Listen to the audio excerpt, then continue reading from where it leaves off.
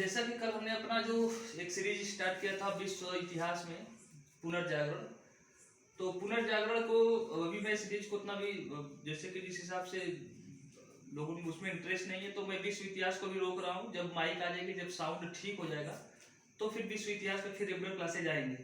और जितने भी क्लासेज आएंगे सब रेगुलर आएंगे, मतलब सभी विषयों का लगभग मैं विषय पूरा कंप्लीट कराऊंगा। सभी विषय, चाहे वो हिस्ट्री हो, चाहे जियोग्राफी हो, चाहे वो नागरिक शास्त्र होगा, नागरिक शास्त्र मतलब जिसमें पूरे पॉलिटिक्स होगा, और फिर बाकी साइंस में 50 घंटों का साइंस लूंगा। 50 घंटों का साइंस में कंपटीशन एग्जाम में जितने भी क्वेश्चन आते हैं लगभग पूरे कंप्लीट हो जाएंगे 50 घंटों के साइंस मेरे। तो साइंस के लिए एकदम बेफिक्र रहिएगा। अगर जो लोग वनडे एग्जाम में तैयारी करना चाहेंगे तो 50 घंटे लेंगे मैं। और हिस्ट्री में करीब 100 घंटे लूंगा, और हिस्ट्री में 100 घंटे लेने के बाद इतिहास के जितने भी क्वेश्चन होंगे लगभग सभी कंप्लीट होंगे फिर उस वनडे एग्जाम के लिए। फिर बाकी जियोग्राफी के भी लगभग बहुत से वो भी 100 घंटे में करीब जियोग्राफी भी कंप्लीट होगा वनडे एग्जाम के लिए। तो सभी विषय लगभग मैं कंप्लीट कराऊंगा। बाकी मैथ और रीजनिंग के लिए फिर देखेंगे, मैथ तो नहीं लेकिन रीजनिंग के लिए फिर देखेंगे। आज एक नए टॉपिक की बात करें। अभी कुछ टॉपिक बस लेते चल रहे हैं, सब लोग टॉपिक को बस बराबर देखते चलो, ताकि 1000 जैसे भी सब्सक्राइबर बढ़ जाएंगे तो फिर लाइव क्लासेज आने शुरू होंगे, तो उस वक्त अच्छे से वीडियो बनने शुरू होंगे और तब तक माइक भी आ जाएगा। तो चलिए आज हम लोग स्टार्ट करते हैं जियोग्राफी का एक भाग। जियोग्राफी का जो कि बहुत ही महत्वपूर्ण है और बेसिक भी है, बेसिक जानना जरूरी भी है। इसमें आता है अक्षांश और देशांतर। अक्षांश और देशांतर, ये अध्याय का नाम है अक्षांश और देशांतर। अक्षांश और देशांतर इंग्लिश में इसे कहते हैं लेटीट्यूड, लेटीट्यूड, और देशांतर को कहते हैं लॉन्गिट्यूड।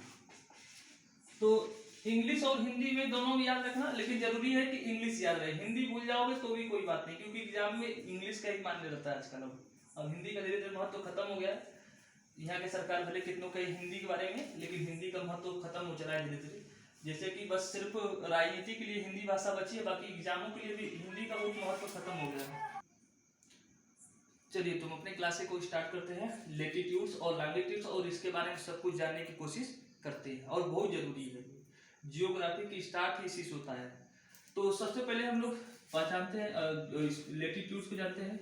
तो एक ग्लोब अगर बनाए जाते हैं, ग्लोब अगर मालूम मैं अपनी पृथ्वी का एक नक्शा बनाऊं, इसे कहेंगे ग्लोब, यानी पृथ्वी।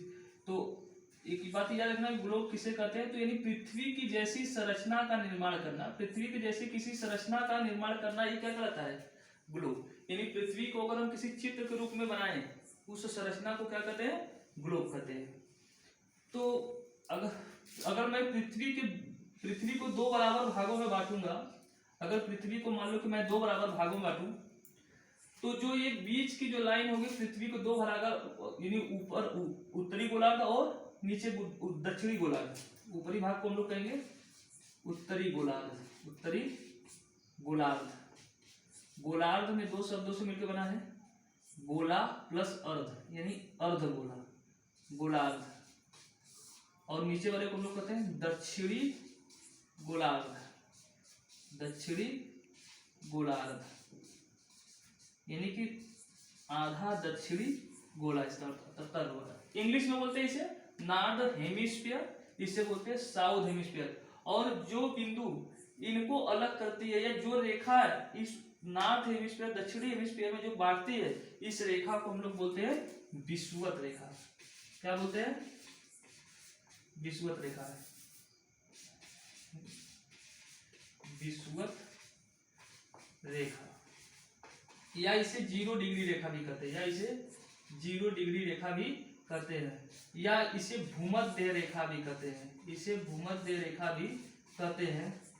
इसका एक और नाम है, इंग्लिश में कहते हैं इसे इक्वेटर लाइन। इसे क्या कहते हैं, इक्वेटर लाइन। इक्वेटर लाइन में जैसे मान लो कि ये गोल कोई संरचना है, एकदम गोल गेंद की तरह संरचना है। अगर मैं इस गोल संरचना से अगर मैं मान लो कि इस पर रखूं हाथ, और इसके बाद इस पर से मैं हाथ उठाऊं इस पर रख करके, और हाथ इस पर रखकर मैं उठाऊं, अगर ये 111 किलोमीटर ऊपर उठेगा, तो हम कहेंगे कि वो कितने डिग्री के बराबर है, 1 डिग्री के बराबर है। फिर अगर मान लो फिर 111 किलोमीटर ऊपर गया तो फिर कितना हो जाएगा 2 डिग्री। मतलब कि एक लेटीट्यूड यानी एक अक्षांश रेखा से दूसरी अक्षांश रेखा में जाएंगे तो कितने किलोमीटर का अंतर बढ़ जाता है 111 किलोमीटर का, 111 किलोमीटर का अंतर बढ़ जाता है।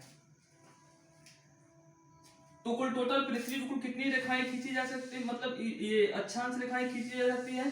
तो 0 डिग्री प्लस 1 से लेकर 90 तक नीचे कितने हो जाएंगे 90, प्लस 0 से 1 90, 0 से ऊपर 1 से लेकर 90 हो जाएगा 90, 90 गुना 180 और प्लस एक 0 डिग्री का प्लस 1 कितने हो जाएंगे 181।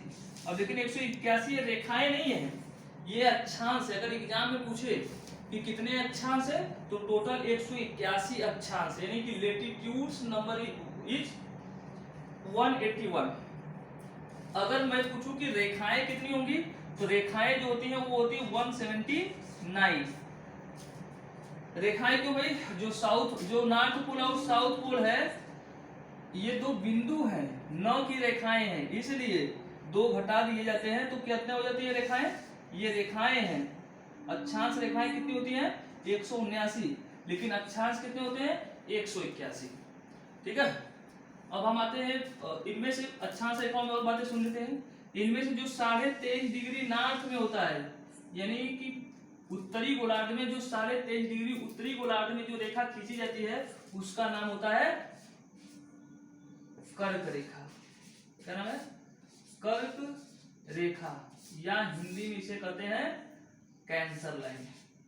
इंग्लिश में बोलते हैं इसे, इंग्लिश में कहते हैं कैंसर लाइन। 23.5 डिग्री यानी 23.5 डिग्री को क्या बोलते हैं 23.5 डिग्री को बोलते हैं कैंसर लाइन। और जो इक्वेटर लाइन से 23 साउथ हेमिस्फीयर में जो रेखा खींची जाती है इसका नाम क्या है भाई, मकर रेखा। क्या बोलते हैं इसे, मकर रेखा, मकर रेखा, या इसे कहते हैं कैप्रिकॉर्न लाइन। इंग्लिश में बोलते हैं इसे कैप्रिकॉर्न लाइन बोलते हैं, कैप्रिकॉर्न लाइन। तो इंग्लिश में याद रखना, हिंदी का तो मैंने बताया कि जैसे महत्व कम होता जा रहा तो अधिकतर मैटर्स को इंग्लिश में याद करने की कोशिश किया करो। मकर रेखा को कहते हैं कैप्रिकॉर्न लाइन। ये 23.5 साउथ हेमिस्फीयर में होता है, 23.5 साउथ हेमिस्फीयर में होता है। अब एक चीज याद रखना कि जो हमारा ये जो कैंसर लाइन है, हमारे इंडिया इसी कैंसर लाइन पर उपस्थित है। इंडिया हमारा इसी कैंसर लाइन पर उपस्थित है। अगर मान लो कि इंडिया को सिर्फ पैसे में अगर बनाऊं, सिर्फ पैसे ही बनाऊं, इंडिया से ये बहुत बार क्वेश्चन पूछा गया है कि बताइए कि कैंसर यानी कर्क रेखा जो है, कैंसर लाइन जो है इंडिया के कितने राज्यों से होकर गुजरती है। तो इंडिया की 8 राज्यों से होकर गुजरती है। कितने राज्यों से भाई, 8 राज्यों से होकर गुजरती है। ये बातें थोड़ा सा याद रखना, 8 राज्य से कैंसर लाइन गुजरता है, 8 राज्य से कर्क रेखा गुजरता है, कर्क रेखा गुजरता है। मैंने इसका ट्रिक खोजा था तो ट्रिक मिला है, ट्रिक मिला है, ये है इसका ट्रिक। 8 राज्यों के नाम याद करने का सबसे बढ़िया तरीका है, इसका ट्रिक है मित्र पर गमछा झाड़। मित्र पर गमछा झाड़, झाड़ है ये ट्रिक याद रखना। थोड़ा मजाकिया भले लग रहा होगा लेकिन ये बहुत जरूरी है। मित्र पर गमछा झाड़ ना, थोड़ा मजाकिया भले लेकिन जरूरी है, याद किसी भी तरीके से याद रहे, हमें उससे मतलब है। तो मीस हो जाएगा मिजोरम, मीस हो जाएगा मिजोरम, त्रस हो जाएगा त्रिपुरा, त्रिपुरा, पस हो जाएगा पश्चिम बंगाल, पश्चिम बंगाल, रस हो जाएगा राजस्थान, राजस्थान, गस हो जाएगा गुजरात, मस हो जाएगा मध्य प्रदेश, मध्य प्रदेश, छस हो जाएगा छत्तीसगढ़, छस हो जाएगा छत्तीसगढ़, झस हो जाएगा झारखंड, झारखंड, अड़स हो जाएगा 8 हो गए ना, 1 2 3 4 5 6 7 8 हो गया। अड़ा से पूरा राज्य नहीं है, वो झारखंड है, झारखंड। अब आते हैं इनमें कुछ बातें समझ में। ये तो 23 1/2 नॉर्थ हेमिस्फीयर जो उसने कहा कर्क रेखा, जो 66 1/2 होता है नॉर्थ में, इसे कहते हैं आर्कटिक लाइन। क्या बोलते हैं? Arctic line. हिंदी में इसे क्या कहते हैं? हिंदी में इसे कहते हैं आर्कटिक लाइन को बोलते हैं, आर्कटिक लाइन को भी बोलते हैं, आर्कटिक रेखा बोलते हैं शायद। आर्कटिक लाइन को आर्कटिक लाइन ही बोलते हैं, आर्कटिक रेखा बोलते हैं, आर्कटिक रेखा।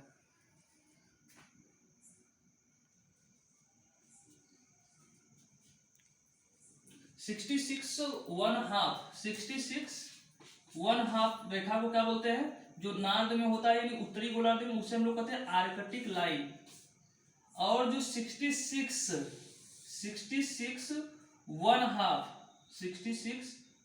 1/2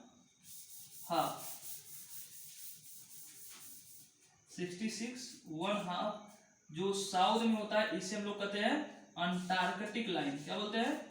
अंटार्कटिक लाइन। हिंदी में भी बोलते हैं अंटार्कटिक रेखा बोलते हैं, अंटार्कटिक रेखा बोलते हैं। अब एक चीज याद रखना कि हम लोग ये जो विषुवत रेखा है, विषुवत रेखा पर बरसात सबसे अधिक होती है। पूरे इस पृथ्वी पर अगर बात की जाए कि सबसे अधिक बरसात किस क्षेत्रों में होती है, तो होती है विषुवत रेखा के ऊपर और आसपास, या विषुवत रेखा के आसपास। यानी जो ये कर्क रेखा और मकर रेखा क्यों बनाए गए हैं, तो ये समझ लेना। इसको समझने के लिए थोड़ा सा इसको मिटाना पड़ेगा हमें, तो फिर तो चलो मिट गया है, तो फिर से देखते हैं। ये जो हमारा अर्थ है, अर्थ को बड़ा सा बनाते हैं थोड़ा समझने के लिए। अर्थ पर जो 0 डिग्री रेखा, हमने इसको क्या कहा? इसको नाम दिया विषुवत रेखा। क्या नाम दिया भाई? विषुवत रेखा। और विषुवत रेखा का 23 1/2 जो है नॉर्थ में, हम लोग उसे बोलते हैं कैंसर लाइन या कर्क रेखा। 23 नॉर्थ में जो होता है उसे हम लोग कहते हैं कैप्रिकॉर्न लाइन या मकर रेखा। तो ये 0 डिग्री, ये 23 1/2, ये 23 1/2 साउथ, और ये मतलब एन का मतलब नॉर्थ में। इसको क्यों, ये रेखा क्यों महत्वपूर्ण है? तो याद रहे कि जो सूर्य होता है, ये सन, पृथ्वी जानते हो कि 23.5 डिग्री पे झुका रहता है। 23.5 डिग्री पर क्या है? अपने अक्ष पर झुका हुआ है। तो पृथ्वी घूमते घूमते हमेशा जब घूमती रहती है, तो एक बार पृथ्वी सूर्य जो है वो अगर नॉर्थ हेमिस्फीयर में सबसे ऊपरी बिंदु पर अगर कहीं पर चमकेगा, यानी लंबवत जो चमकती है नॉर्थ हेमिस्फीयर में, तो अधिकतम कितने डिग्री पे चमक सकता है? 23.5 डिग्री। यानी मतलब सूर्य अगर सीधा चमक एक बार ऊपर आएगा, ऊपर आते आते ये कब तक यहाँ पहुंच जाएगा? इस पर इधर सीधा जब लंबवत चमकेगा, यानी गर्मी के समय होगा इधर, तो वो समय आता है जिसे हम लोग कहते हैं कर्क संक्रांति बोलते हैं, कर्क संक्रांति। और ये समय आता है 21 जून का। 21 जून याद है, 21 जून के समय में हमारे यहाँ नॉर्थ हेमिस्फीयर में यानी हमारे भारत में गर्मी बहुत अधिक पड़ती है, क्योंकि उस वक्त सूर्य हमारे सीधे लंबवत यानी कि किस पर होती है? कर्क रेखा पर होती है। फिर उसके बाद 21 जून के बाद नीचे जाना शुरू कर देता है। अच्छा, जब कर्क रेखा पर आता है तो इसे कहते हैं कर्क संक्रांति। क्या बोलते हैं? कर्क संक्रांति बोलते हैं, या इंग्लिश में कहते हैं इसे समर सोलिस्टिस बोलते हैं। क्या बोलते हैं? समर सोलिस्टिस, इंग्लिश में बोलते हैं समर सोलिस्टिस। और फिर उसके बाद यहाँ से वो नीचे जाना शुरू करता है। फिर कहाँ पहुंचता है? 0 डिग्री पर। जब 0 डिग्री पहुंचता है तो ये शुरू होता है, वो पहुंचता है यहाँ पर 23 सितंबर को। कब? 23 सितंबर। इसलिए 23 सितंबर के समय ना तो हमारे यहाँ ठंडी होती है ना ही गर्मी होती है, क्योंकि फिर से सन कहाँ पर लंबवत चमकता है? इक्वेटर लाइन पर, यानी विषुवत रेखा पर। तो हम लोग इस वक्त के समय को क्या बोलते हैं? इस वक्त के समय को हम लोग बोलते हैं आटम्न। क्या बोलते हैं? आटम्न बोलते हैं, इक्विनॉक्स बोलते हैं। क्या बोलते हैं? इक्विनॉक्स, इक्विनॉक्स बोलते हैं विषु। इस घटना को क्या कहते हैं? विषु। हिंदी में कहते हैं विषु और इंग्लिश में कहते हैं इक्विनॉक्स। 23 सितंबर के दिन इस पर चमकता है, फिर नीचे जाना शुरू होता है। और कब तक ये नीचे जाता है? 22 दिसंबर तक ये सूर्य नीचे लंबवत आता है। 22 दिसंबर के दिन, 22 दिसंबर के दिन दक्षिणी गोलार्ध पर यानी मकर रेखा पर लंबवत सूर्य चमकता है। इस घटना को क्या कहते हैं हम लोग? मकर संक्रांति। क्या बोलते हैं? मकर संक्रांति। तो इस वक्त हमारे यहाँ कौन सा समय चला होता है, तो विंटर सीजन। तो इसलिए हम इसे कहते हैं, इंग्लिश में कहते हैं विंटर सॉलिस्टिस बोलते हैं, विंटर सॉलिस्टिस या मकर संक्रांति। हिंदी में कहे तो मकर संक्रांति बोलते हैं। लेकिन हमारे यहाँ मनाया कब जाता है, ये 15 जनवरी को मनाया जाता है। लेकिन जबकि मकर संक्रांति होता कब है, 22 दिसंबर। तो पूछा जाए कि उत्तरी गोलार्ध में सबसे छोटा दिन कौन सा होता है, तो 22 दिसंबर, क्योंकि 22 दिसंबर के दिन सूर्य हमसे सबसे दूर होता है। यानी कि एकदम दक्षिणी गोलार्ध में उस दिन ऑस्ट्रेलिया इसके ऊपर लंबवत चमकता है 22 दिसंबर के दिन। तो सबसे अधिक गर्मी उस वक्त ऑस्ट्रेलिया में होती है 22 दिसंबर के दिन। अगर पूछा जाए कि हमारे यहाँ सबसे बड़ा दिन कब होता है उत्तरी गोलार्ध में, तो 21 जून, क्योंकि उस दिन एकदम लंबवत चमकता है, सूर्य ऊपर चमकता है हमारे ऊपर, उस दिन लंबाई सबसे अधिक होती है। तो पूछा जाए कि भारत में सबसे बड़ा दिन कब होता है, 21 जून, और सबसे छोटा दिन कब होगा, 22 दिन। अगर पूछा जाए कि दक्षिणी गोलार्ध यानी ऑस्ट्रेलिया में सबसे बड़ा दिन कब, तो 22 दिसंबर, सबसे छोटा दिन कब, 21 जून।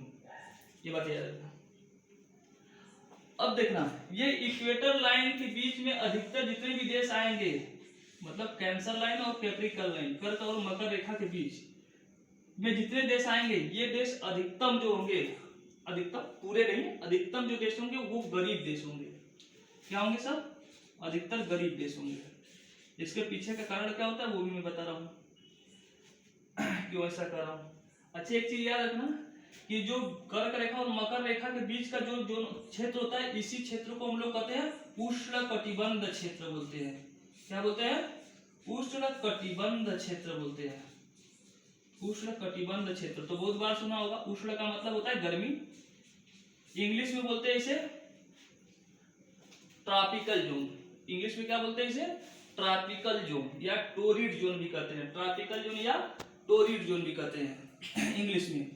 अब गरीब इसमें इसलिए होंगे, इसमें इन क्षेत्र में इसमें आने वाले देश, क्योंकि यहाँ पर पूरे साल गर्मी रहता है, जिससे यहाँ के जो वर्कर होते हैं इनका पूरे साल में पूर्ण रूप से श्रम का दोहन नहीं हो पाता है, क्योंकि ये एक ऐसा क्षेत्र है जहाँ पर वर्षा भी अधिक होती है और साथ ही साथ यहाँ पर फसल का उत्पादन भी अच्छा खासा होता है, गर्मी भी अच्छा खासा होता है। तो मतलब पेड़ पौधे और जो फसल होते हैं उसमें उत्पादन अच्छी होने के कारण यहाँ के जो व्यक्ति होंगे इन क्षेत्र के, वो व्यक्ति अधिकतर क्या होते हैं, लेजी टाइप के हो जाते हैं। ये अपने मस्तिष्क का पूर्ण रूप से उपयोग नहीं कर पाते हैं।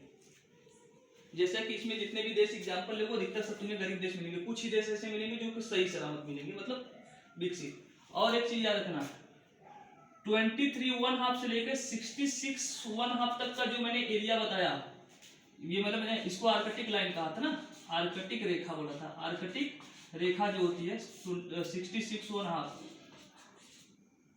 रेखा, इसके बीच में जो देश आएंगे वो अधिकतर विकसित देश होंगे।